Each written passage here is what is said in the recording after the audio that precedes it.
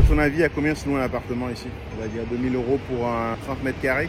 Ce qu'on appelle une inflation très forte des prix. On est à côté de l'un des endroits les plus visités au monde, alors ça s'entend que les prix vont être très très élevés.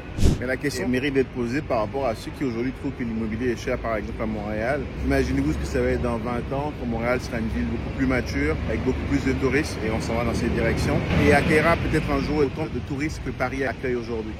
À votre avis, les loyers vont grimper à combien? Et du coup, les prix vont grimper jusqu'à combien? Quand on investit, c'est une question de stratégie. Est-ce que c'est un quickie, on veut avoir un coup d'un soir, ou est-ce que c'est une relation sur le long terme? Le coup d'un soir consiste à rechercher les choses qui vont vous rapporter de l'argent. Jour 1, 2 ans, c'est réglé. Ou bien, la vision long terme, c'est de se dire, c'est comme au Monopoly. Je vais avoir un hôtel, une maison verte, une maison rouge sur les avenues les plus prisées. Et c'est comme ça qu'il faut être en mesure aujourd'hui d'acheter ce qui ne sera pas achetable dans 20 ans. C'est comme ça que j'approche l'immobilier. Oui, j'ai des stratégies où je vais vraiment concentrer sur générer des cash flows tous les mois pour que les bâtiments puissent s'entretenir. J'ai une analogie où je parle du cash flow comme étant un peu l'huile qui permet de maintenir le véhicule, tandis que l'équité, finalement, c'est un peu l'essence qui permet au véhicule d'avancer. Ce qu'il faut aussi regarder, c'est qu'au-delà du cash flow, oui, j'ai ces stratégies-là, mais il faut aussi avoir les stratégies un peu patrimoniales, où est-ce qu'on est en mesure de repérer les biens hyper bien situés, de les sécuriser sur le long terme, de capitaliser là-dessus. Là, on est devant un bâtiment, je vais vous le montrer, qui est juste merveilleux. Merveilleux, merveilleux, merveilleux, merveilleux. Comme vous pouvez le voir, ce sont de beaux bâtiments. D'accord? Puis pareil, c'est pareil derrière moi. Puis c'est pas compliqué. Ceux qui sont de l'autre côté de ce bâtiment-là, on l'a vu sur quelque chose qui s'appelle la Tour Eiffel. Alors, je peux vous garantir que la valeur patrimoniale, elle est là. Donc pour vous, aujourd'hui, oui, il n'y aura pas une Tour Eiffel demain à Montréal, mais ils viennent installer un anneau qui a coûté, je crois, 1 ou 5 millions. Je ne sais plus, c'est 1 million, même si c'est 1 million, c'est vraiment cher pour une bague de cette taille-là, en plein place Ville-Marie. Bah, c'est ça, en fait, c'est être proche des centres d'attraction, être proche de ce que les touristes vont visiter, être proche de la cathédrale que les touristes vont systématiquement venir visiter. Pourquoi? Parce que ça va pousser tout ce qui est dans le secteur en termes de valeur vers le haut. Ça va aussi permettre d'aller chercher des bons revenus locatifs, surtout lorsqu'on va pouvoir faire la location à courte durée. C'est tout un autre sujet, il y a des réglementations là-dessus. Imaginez, vous possédez un bout d'artère à côté des Champs-Élysées ou à côté de la place Ville-Marie, qui aujourd'hui est encore extrêmement accessible, justement avec tous les condos qui sont vides aujourd'hui au centre-ville. C'est encore extrêmement accessible. Vous avez l'opportunité de négocier, de tirer les prix vers le bas et de finalement arriver à un stade où est-ce que dans 10, 15, 20 ans, vos enfants vont être propriétaires de quelque chose qui est extrêmement bien situé. Les gens qui possèdent ces bâtiments-là ne les ont pas achetés. La plupart, ils les ont hérités des générations d'avant. Et je vous le dis, ça ne sortira jamais de la famille. À moins qu'il y ait une offre d'un Chinois qui a compris la game, qui veut placer son argent. À moins qu'il y ait une offre de ce genre-là, ces biens-là ne sortiront jamais de la famille. Regardez un peu ça. Regardez-moi un peu ça. C'est des vestiges. C'est du patrimoine. C'est des choses qui seront encore là dans 20, 30, 40, 50 ans. Vous pouvez voir derrière moi, c'est que des touristes. Il n'y a pas un seul local. C'est ça la réalité. La vie, c'est comme un Monopoly. Il faut placer ses pions. Bien sûr, on veut s'assurer qu'à chaque tour, chaque fois qu'on fait le tour, on soit en mesure de pouvoir ramasser un loyer. Et puis sinon, on n'a pas de quoi acheter ces beaux hôtels. Mais la vie, c'est un Monopoly. C'est exactement ce que c'est. C'est un Monopoly. L'immobilier, c'est comme du Monopoly.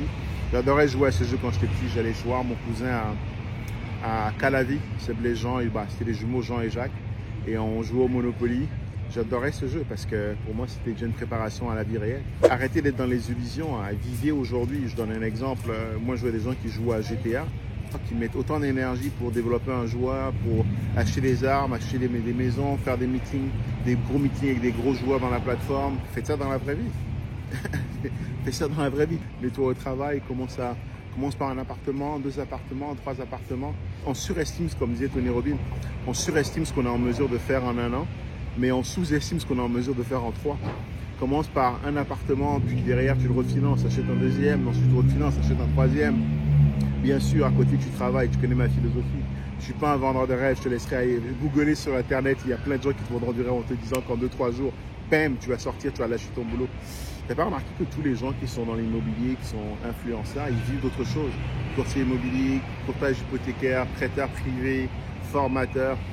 L'immobilier, ça paye vraiment quand on est sur des gros projets. Je prends l'exemple de mon 200 logements que que ce qu'on se fait actuellement, on est en train de finaliser les plans, travailler avec la ville pour les sécuriser les approbations.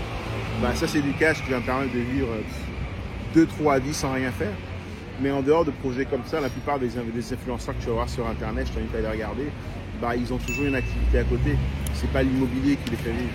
Et pourquoi? C'est parce que ce n'est pas une game à court terme. Tu ne deviendras pas libre financièrement du jour au lendemain avec l'immobilier. L'immobilier, ça prend du temps, il faut être patient, il faut construire un patrimoine, il faut enchaîner les transactions. Et c'est pour ça que je suis un gros partisan de l'équité et non du cash flow. Encore une fois, je vais me répéter, le cash flow, je ne dis pas qu'il est mauvais, mais si tu focalises là-dessus, tu iras nulle part. Je vais poser la question, ça fait combien d'années que tu recherches un bien en disant je trouve le bien parfait qui a le bon cash flow? Surtout si tu vis au Québec. Si tu vis ailleurs, je ne dis pas, je connais très bien les US, je connais bien le Québec, je connais un peu le Canada, mais je te le dis avec beaucoup de garanties, beaucoup de certitude. Je parlais avec une personne avec qui j'ai eu en entretien la semaine dernière avant de partir en vacances. Et ce qu'elle me disait, c'était, Uriel, moi je veux me lancer quand je vais trouver le bien qui va me permettre d'avoir un bon cash flow que je vais pouvoir utiliser pour ensuite vivre de l'immobilier. Je lui ai dit, ok, on va s'arrêter là tout de suite. Tu ne vivras pas de l'immobilier demain. Tu n'auras pas un cash flow qui te permet de vivre de l'immobilier demain. C'est un travail sur le long terme. Je pense que si tu me suis, tu connais les chiffres. Donc, supposons, je te donne un exemple, tu achètes un bien. Tu achètes un bien on va dire à 400 000. Tu mets 5%, donc 20 000 de mise de fonds. Donc, tu dois 380 000. Au bout de 3 ans, 4 ans, même 4 ans, disons que ce bien-là, maintenant, il vaut 600 000. Tu l'as acheté à 400, tu as mis 5%, donc 20 000 pour 20 000 de mise de fonds, donc tu dois 380. Maintenant, il vaut 600. 600 000 moins fois, la banque sera toujours prête à te prêter jusqu'à 80%. 600 000 fois 80%, tu enlèves 120, donc ça fait 480. Donc la banque est prête à te prêter 480 000.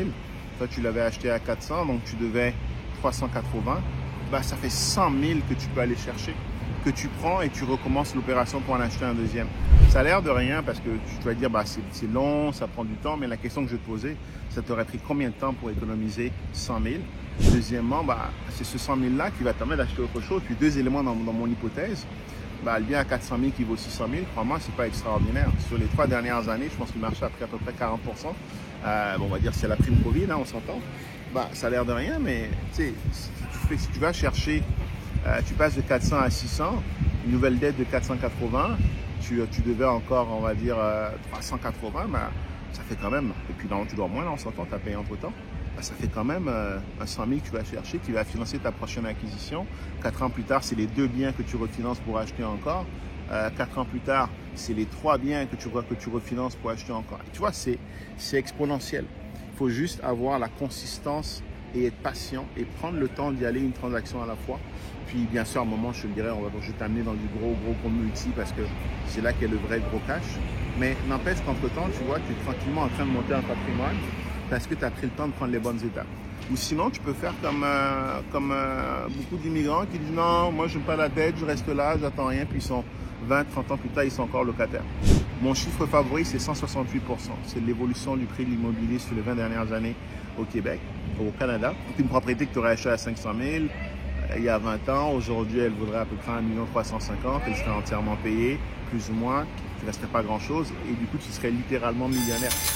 Je regardais hier un gars qui faisait une vidéo sur YouTube. J'ai vraiment aimé son mindset. Je ne me souviens pas de son nom, sinon je te le mettrai dans les commentaires.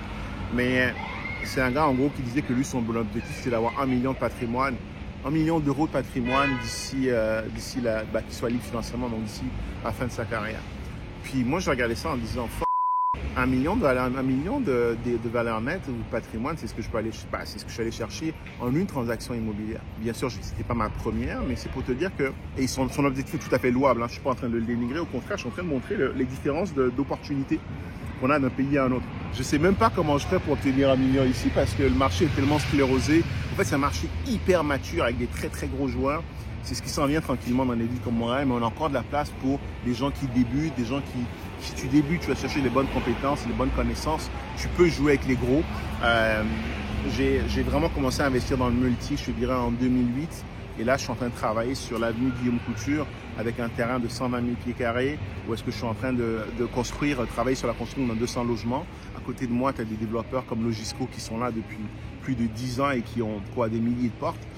C'est ça ma compétition aujourd'hui. C'est ça mes alter ego. Parce que au Québec, si tu as accès à la bonne information, à la bonne éducation et que tu prends des actions, tu peux jouer avec les très gros. ici, je pourrais pas. Ceux qui feraient l'équivalent de ce que je fais au Québec ici, c'est des Vinci de ce monde, c'est des Bouygues. J'ai pas cette ampleur-là. Tu vois, donc c'est là où est-ce que je trouve ça quand même super cool de pouvoir me dire que parce que je vis au Québec, bah, j'ai accès à énormément d'opportunités. Tu sais que je suis très vocal sur l'immigration. Si tu regardes ces vidéos et que tu es en France, je t'invite à me contacter via les liens qu'on te mettra dans les commentaires. Pourquoi? Parce que tu vois, je vois mon niveau de vie. Aujourd'hui, je suis plus dans le monde du 9 à 5, mais quand je regardais, c'est quand j'étais encore dans le 9 à 5, bah, quand j'ai commencé au Canada avec un salaire de 75 000 $. En euros, ça fait à peu près 60 000 €. Je faisais exactement la même chose que ce que je faisais en France. Et en France, j'étais payé 36 000 €. Tu vois, puis je vais même aller plus loin. Quand je suis arrivé au Canada, j'ai dû downgrade. J'étais un gestionnaire de projet senior. J'ai dû passer gestionnaire de projet junior parce qu'ils ne reconnaissaient pas forcément mon expérience.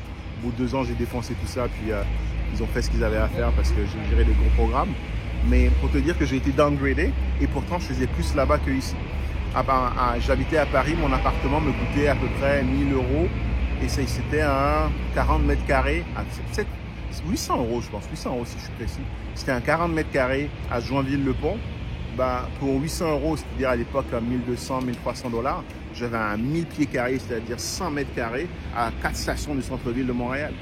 Donc la question que je vais te poser, c'est si tu es aujourd'hui à un endroit que tu n'aimes pas, bah, rien ne te force à rester là. Bouge, va essayer de nouvelles choses, va explorer de nouvelles choses.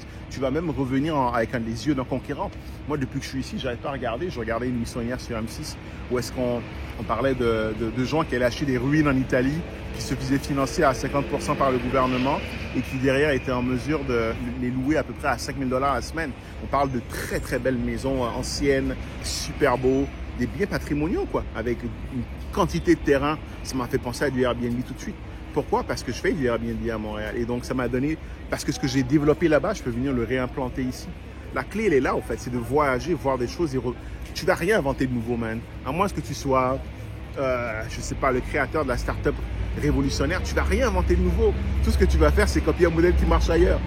Donc là, maintenant, je commence à réfléchir, OK, est-ce que je peux trouver des coins dans le sud de la France où est-ce que l'immobilier est totalement délabré? Je m'achète un beau open terre. Je mets une maison d'hôte dessus, je trouve 2-3 employés. La main d'œuvre coûte tellement pas cher ici. Les mecs ici, ils travaillent au SMIC, ils font 1000 €. Bien sûr, il y a la moitié, il y a la même chose qui part derrière en cotisation sociale. Mais c'est pour te dire que si tu es dans un endroit que tu n'aimes pas, bouge. Je suis à Paris, j'ai pas la clim. À Montréal, j'ai la clim dans mon 300 mètres carrés. Et ici, bah, j'ai pris une petite chambre d'hôtel qui est censée être super bonne. Et pourtant, derrière, j'ai quoi? J'ai 20 mètres carrés, j'ai pas la clim. Tu vois, c'est bouge. Il y a énormément d'opportunités. Je digresse, je me perds. Je vais faire une petite vidéo parce que ça m'a inspiré de voir des bâtiments. Par contre, ce qu'on peut dire, c'est beau. Hein? Les bâtiments haussmanniens construits à l'époque. Rien à voir avec le bois brique qu'on fait à Montréal qui, au bout de 2-3 ans, est délabré. C'est beau, c'est vraiment beau. Ah, regarde, je te dis, c'est magnifique.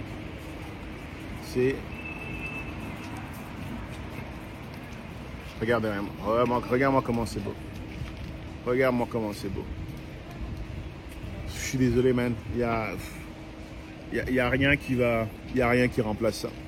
Donc voilà, c'était mon petit journal de mon tour de visite à Paris. Je vais faire visiter la Tour Eiffel avec les enfants. On veut créer des souvenirs communs. Je vais partager un peu la réflexion qui m'est venue à l'esprit en te disant, aujourd'hui, si tu as l'opportunité de mettre la main sur des biens patrimoniaux, sur des biens hyper bien situés, même si tu n'en vois pas forcément de potentiel aujourd'hui, si tu es en mesure de supporter la dette qui va avec, achète-les, sécurise-les. Continue en même temps à travailler à côté, à monter un parc immobilier. Si tu as les plus en immobilier, tu trouveras dans la description des liens où est-ce que je te partage comment faire ta première acquisition, comment réussir à commencer dans le multilogement. C'est beaucoup de connaissances. Je te vulgarise ça dans mes formations. Puis je te dis à une prochaine pour une prochaine vidéo. Salut!